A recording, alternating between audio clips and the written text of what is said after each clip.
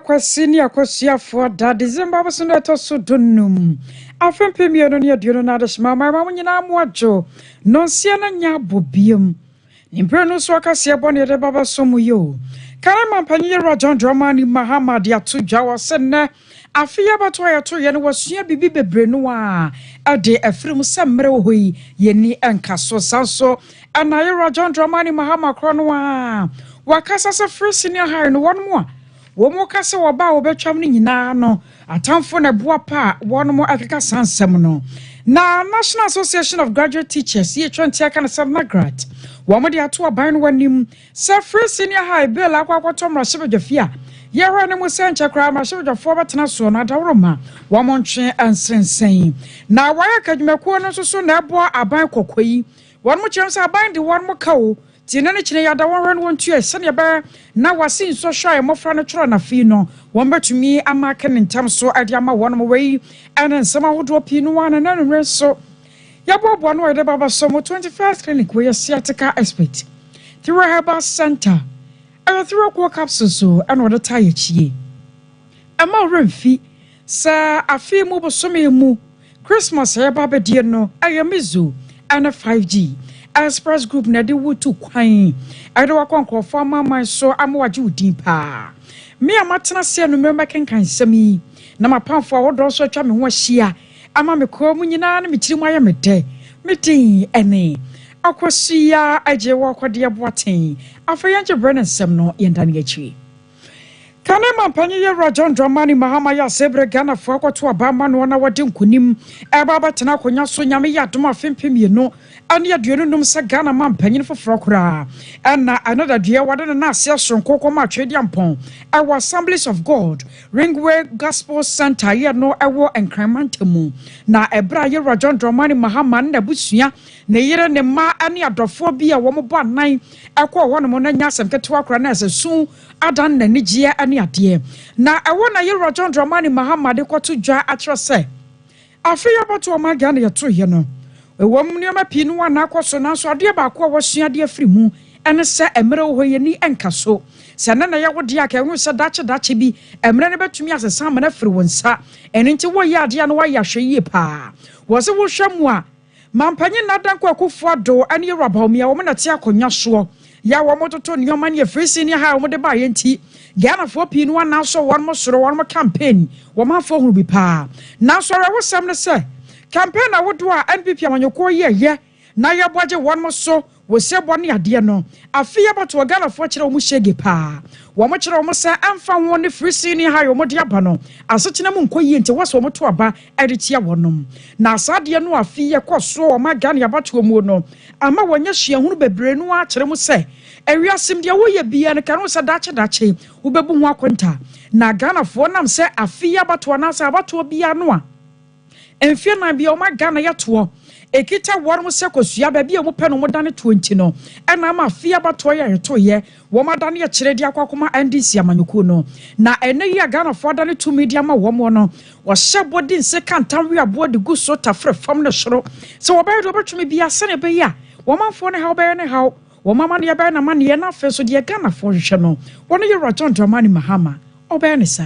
Thanks to the Almighty God for a peaceful and successful election. Anytime we're about to have elections, people have anxiety that the elections might end in violence or in unpleasantness. But always God comes through for us and He makes us go through it successfully and peacefully.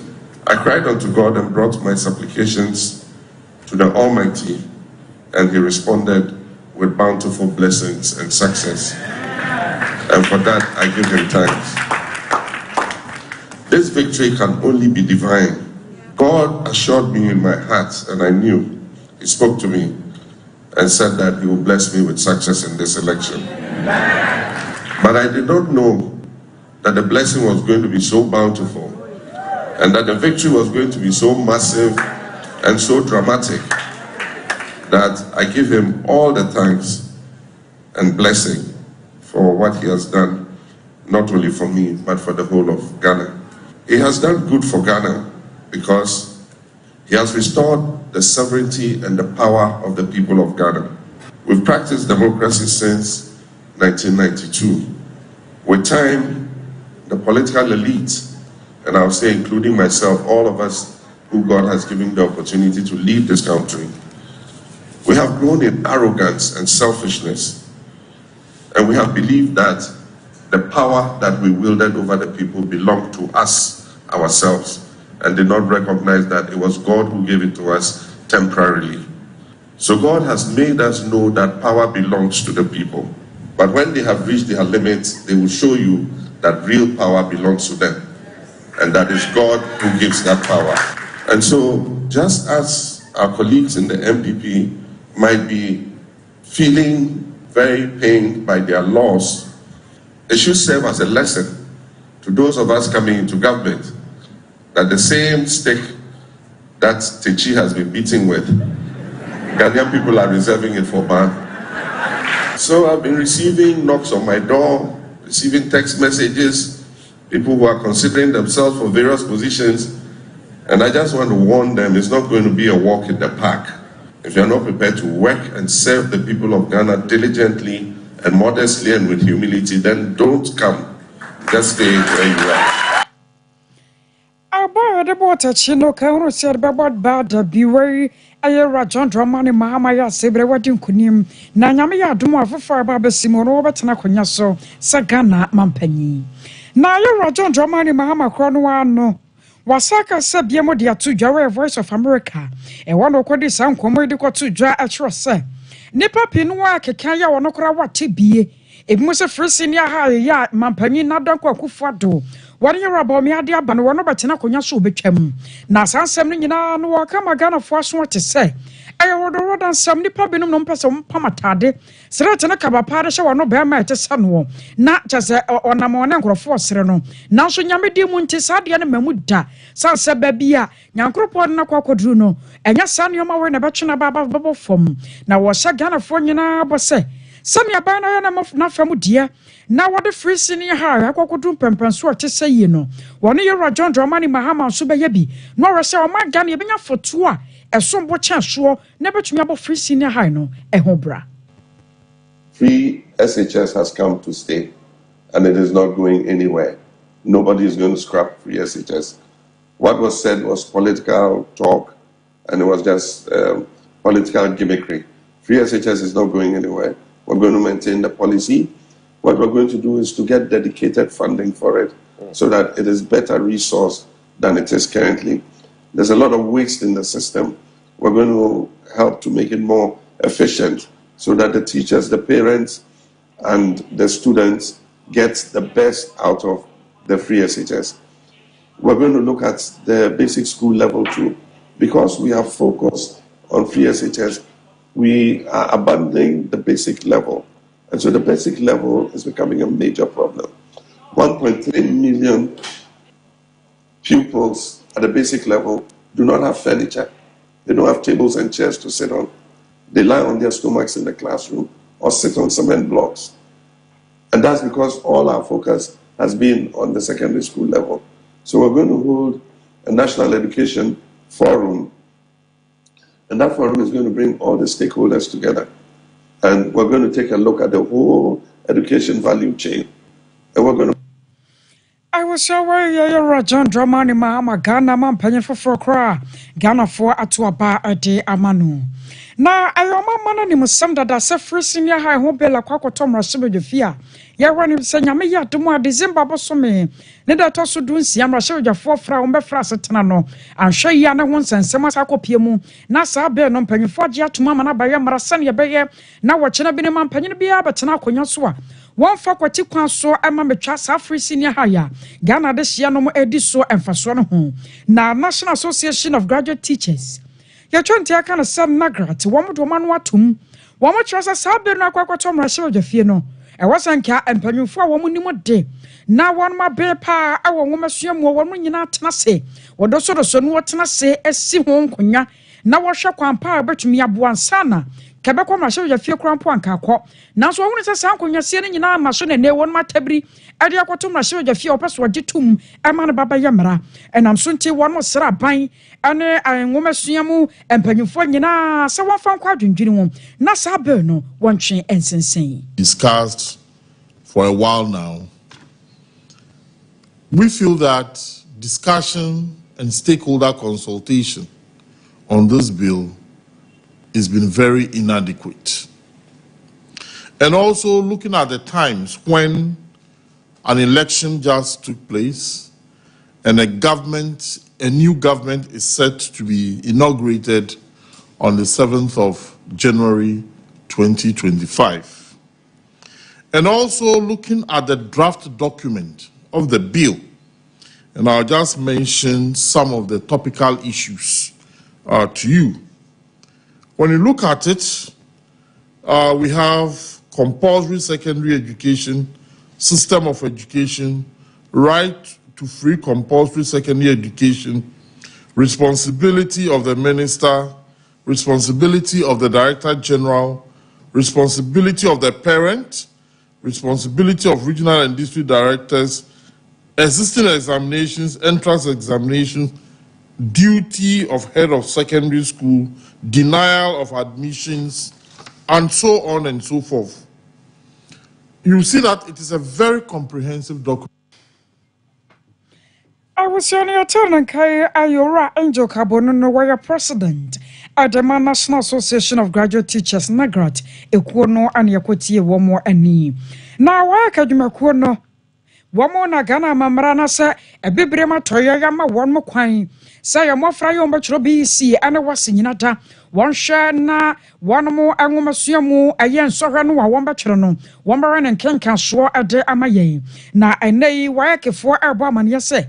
Yankoda yomkwatena se tro afi so hweye wase so hwe no nyame adom so ehon kenkan so ne ade nyina won ma hyase a won mo makie na weno aye objectives no na won ma hyase a won mo edi ho dwuma nam so nti won mo sra Ghana enwoma sua so no sa ban de won mo ka ene esika twetwere die kura ya ye bodin a won ma Ghana ye yomba hye ye nam so nti no awiase mamane ma hu wo ye mfran tutuka e wom sa ban de ba be fra konya so de nan so no nkyere se I was a one musika at a camu.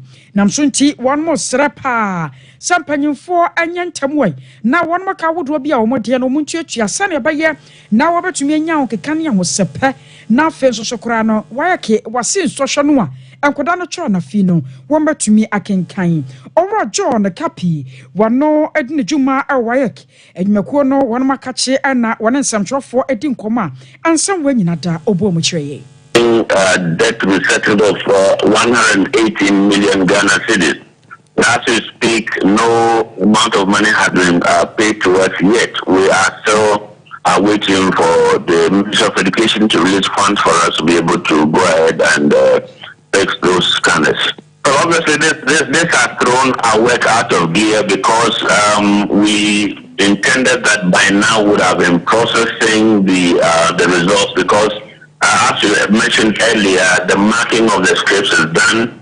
That is for the theory and the practical aspect of it. Now, the objective test component is what is outstanding because we've not been able to fix those machines. We thought that by the 19th of this month, all things being equal, we could release the results before the office would take its Christmas break.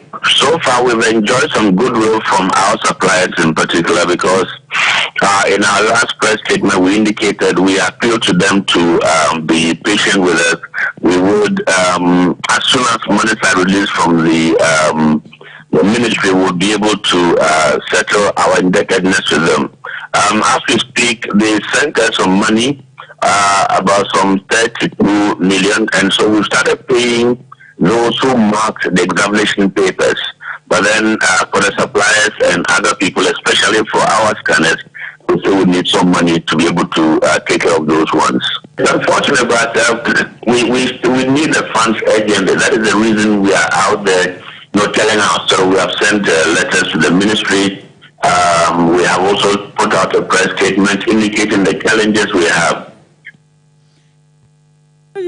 John Capino, no one kasa Adama Wayak Ajmakuno. Now I was say your call at your mantamu.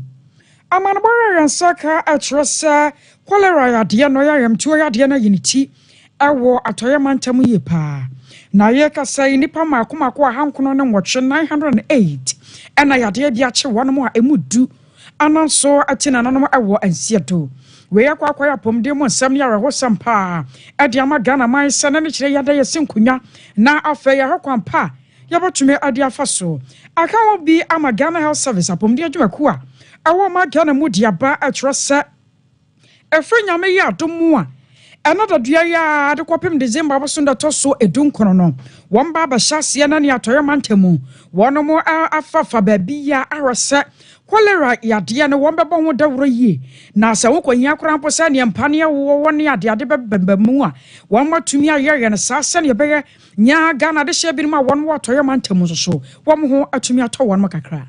Of the surge in the cases of cholera in the region, it has become very important that we vaccinate the populace. The reason is that the vaccination would improve or increase our immunity to the cholera infection. What we need now at this point is to drastically bring down the number of cases that we are getting for the cholera. I repeat that this is not the first line or the gold standard in controlling the cholera management or the cholera outbreak within the I was aware aya panipa abedi chire ya wono ewo atoyemantemu aya Ghana Health Service adwumakuo Dr. Gifty amugini yetese wakasa churchill mu no se efre na de koyi akopem December abosunda toso de nkro no wamba hyase na wanantemu antenso ewo atoyemantemu na cholera ya de no won mabɔ wo dawura hwese empane ahodo binum womba wo Ghana adehye binum yotoa ansam no aso na okwa wini ba wapanye pa ya ono ya divisional police commander aya acting wona hwa chire aya DSP Gabriel Chei Yabua na wade ato adehye ya woni ba montenso nyina anim se wabasra da wom se yato abawie akato no bro na ma Ghana yakwa akodi bro nyade na soso no nkyere se wasa Ghana for dem rasha wonum nsam de awurukasam esesa abaja pade wase woni ayo ombehso omuo no mara no obedi pa emfa woni party kokora woni a owoso no during elections remember be a bimum a report to say remember be am ko ye the best say e mo bi afa mra no tension nsem e bia nipa ususu ni say odona okodi boni bi no bia na enyo onwa na wakwa attack innocent person it's the best say ma say mo benya police mu trust na cases bia o bia no be report to ama police na masa assist police to investigate. As a year, over time, was over a senator to allow coffee, investigate a crack for crying. You need to obey yourself. Now, what say, I should see any piece somebody or nothing. Police is trying to move court to your car near your call near your prescription. I was aware DSP Gabriel Chei Yabua no wa chire so wini ba divisional police commander yotoa ansam no aso na abno hafo Catholic Cooperative Society for Development yaka say one so aya near friend say mobile banking service one ma pa won to ma eba ba bo ade hye ma won ma kwan a won ba fa so na won mu sika egu won mo phone so no betimi ayi bi ade akoto bank wa bra won nante enkonko salai wo kire se wanyina no ye nhye foforo kra ya sika kra bia no ade aba beboa ama wotu fie kra no wade nya so obenya mobile phone ene obetumi aye no wo so nhye ne nyina da ebekọ kama ade ama wo na ebraj medie sonkwan na wo pa won to ma ewo ayabono ahafo mantam wo no ana siwo adema fair Pax Communication Consult Limited Ora Glen Edward one so ade nsemi eto aso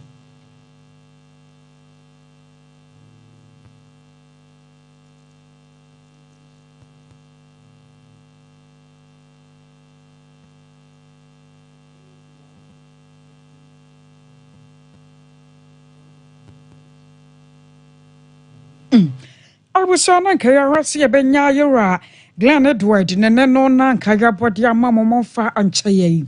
21st Clinic Yasiatica Expert, Yakan Fodia Mobibia.